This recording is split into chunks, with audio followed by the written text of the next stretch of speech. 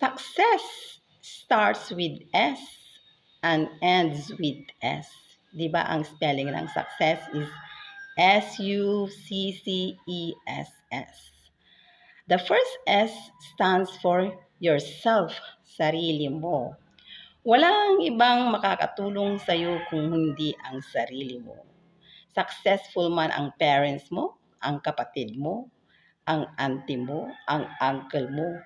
Pero kung wala kang ginagawa sa buhay mo, pinapag-aral ka pero hindi ka nag-aaral, tinutulungan ko na nga, hindi mo naman tinutulungan ang sarili mo.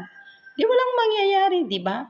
Kaya nasa sarili mo yan. Walang ibang tutulong sa iyo kundi ikaw. You, self, sarili. Yun. At ang other S ay apat. Dapat mayroon kang pagsisikap, S.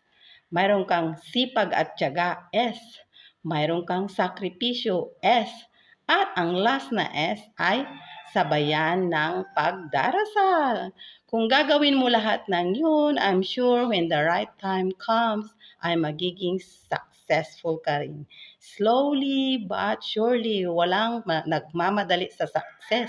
Kasi kung nagmamadali ka, baka madadapa. Kaya, madadapa ka lang. Kaya, slowly but surely. Thank you.